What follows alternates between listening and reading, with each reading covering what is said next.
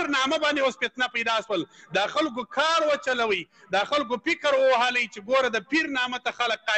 قدر لري اوس د پیرانو په نامه باندې په پښین کې خانقاوې خلاص دي دا د ملا صمد زامنان دي اعلام ښکاره وهابیت ته کار کوي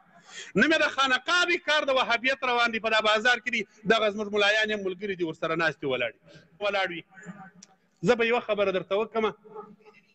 ما دلته یو کتاب لیکلی دی دا تحقیق المختار په نامه باندې دا پښین کې مشهور کتاب دی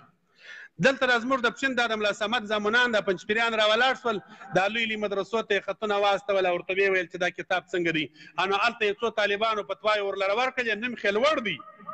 نیم یې لوړ دي کور یې ډګر دی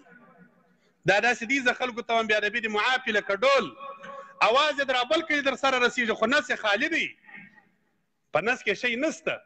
نیم یې غټ نومان دي د دې مدرسو والا خو داسې شان پکې ناست دي قسم دی که خپل د کتاب رسته و چپه ورته معلومیږي فتوا یې ورکړلې وایي دا مسلې غلطې دي سمه ده غلطې دي خدای دې خیر درکړي یو ورځ مې ټلیفون سره وکړي په دغه ټلیفون کې ټلیفون ستا ما اوس پرون نشر کړی یم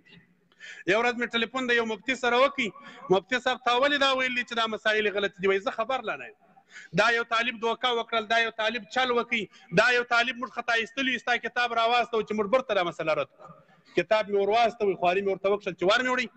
چې کتاب یې کتلی دی طالب ورته ناست دی شیخ صاحب څنګه سو وایي په کتاب کې خو مې غلط ځای نه کوي پیدا خالص دا یو ځای غلطي پکې ستا معلومه ده دا مولوي صاحب سم سړی نه دی د مولانا حمدالله جان ډاګي بابا یې ور یاد کړي دي د هغه نوم یې ډېر غټ لیکلی دی خو زما د پلار نوم یې په ډېرو غټو القابو نه دی لیکلی معلومه ده دا سم سړی نه دی پلار نوم دې غټ نه دی لیکلی ایا ستا د پلار د نامه سره مې پیغمبر لیکلی وای دا مې نه دی لیکلی چې پیغمبر مفتي سیف الله علیه السلام بل څه خو نه دی پلار نوم دې غټ نه دی لیکلی ایا ستا د پلار د نامه سره مې پیغمبر لیکلی وای دا مې نه دی لیکلی چې پیغمبر مفتي سیف الله علیه السلام بل څه خو نه دي پاته د مفتي سیف الله حقاني صاحب زوی دی موږ یې پلار ته قدر لرو خو دغسې ناپوهانو جاهلانو ته که د هر چا زامنان وي چې زموږ دین ردوي موږ یې ورردوو نن دغسې جهال خلک نن پیدا سوه چې پر خپلو پلرو باندې بدې فتواوې لګي نور نه ما ستا د پلار نوم په چیش لیکلی وی خو دا مې لیکلي دي چې مفتي سیف الله حقاني شیخ الحدیث اوس په زما د پلار نوم دې غټ نه دی لیکلی طالب ته دغه خبره کړې ده نو زما د پلار د نامه سره د پلار د نامه سره ما پیغمبر نه دی لیکلی بس د خوا به نن دغسې مفتیان ته راغلي نن وداسې ملایان ته راغلو پرون مې ټلیفون ور وکړي په دا ټلیفون کې ټایپ دا طالبان زموږ مدرسې استادان ناست صحبت چې مې ورسره وکړي داسې د بد اخلاقي لهجه را سره استعمالوي نو زه ورته وایم په مفتي صاحب ماته یو چا ستا لمبر راکړي تی خو زموږ مشران یاست زه ملا یم دی کمزوري ملا یم دا مسلې ګورم ستا سره یو څه پوښتنې کوم درته وایم ستا سره څه حال شریکوم چې زه دغه مسلو کې پر حق یم که خطا یم یو مشوره کوم بس خوشحاله سو نفس ورته غټ سو او ما سره یو څوک مشوره کوي بلکل وایي جي مشوره وکړه نو مې مشوره دا ورسره وکړل ما دلته یو چا پوښتنه را سره وکړل وایي دا یا محمدو ویل څنګه دي نو مې داستی د حقانیې فتاوا وکتل فتاوا حقانیې لیکلي دي که سړی عقیده د حاضر و ناظر نه لري یا محمدو ویل جایز دي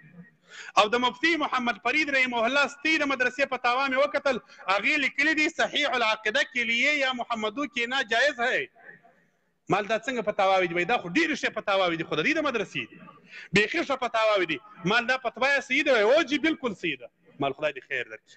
بله پوښتنه مې ځینې وکړل مال دا فتاوا پر دې لیکلي دي وایي دا دعا بعد سنت او دعا بعد الجنازه دا صحیح اعمال دي دا مستحب طریقې دي پروا نه کوي او دا یې لیکلي دي چې دعا بعد الجنازه چې بعد کسر الصفوف وسي دا پروا نه کوي قبل کسر الصفوف مکروه ده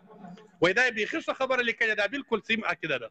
مال شا درېیمه مسله ده یوه مسله ده مال پوښته مو ویې پوښته مال ستا د پلار کتاب زما سره راسره دی د مفتي سیف الله حقاني صاحب هغه لیکلي دي وایي ښځې به په تبلیغ نه ځي د ښځو تبلیغ حرام دی کشف الغطاء عن تبلیغ النساء مال دا څنګه کتاب دی وایي جي دا خو ډېر معتمد کتاب دی دا خو ډېر ښه کتاب دی که څوک مني که نه مني زما پلار خو حوالې ورکړي دي درې سره مسلې سمې سولې نو مې ورته ویله مال نو په سترګو ړوند سي د اسمان ټکه د در باندې تا چولې ټمبه مې پر روغ ورځوي ما ته وایي تا ما ته یوه خبره وکړل اوس بله خبره کوې مال زه خلکو ته دغه ښکاره کوم چې ګوره دغسې باطل پرسته مفتیان نن په مدرسو کې ناست نن دغسې جهال خلک ناست دي چې زما په نامه مسله وچلېدل ناروا ده که د ده د پلار په نامه وچلېدل هغه مسله بیا روا ده نن دغسې خلک دي نن اطمینان د مابین زه پورته سوی دی ټلیفون یې راباندې بند کړئ چې بل وخت ما ته ټلیفون راونه کړي ټلیفون یې کاټ کړي مال پرېږدم دې نه اوس دې ځان ته اور ولټوئ اوس دې پرېږدم نه نن دغسې حال دا په دوسې مدرسو کې ناست دي مشران یې زموږ قدرمن خلک وه مشران یې زموږ استادان دي خو دغسې جهال خلک نن د خلکو پر مسلو باندې ناست نن په داسې جهالو خلکو باندې زموږ د اسلافو او زموږ د مذهب او د دین رنګ بدیږي نعره رسالت خلیفه اسلاف فاتح آغا صاحب مقصد د خبرې مې دا دی خبره مې د غونډه پر دا موضوع نه اوږدول اوږده سوله مقصد مې دا دی چې ګوري د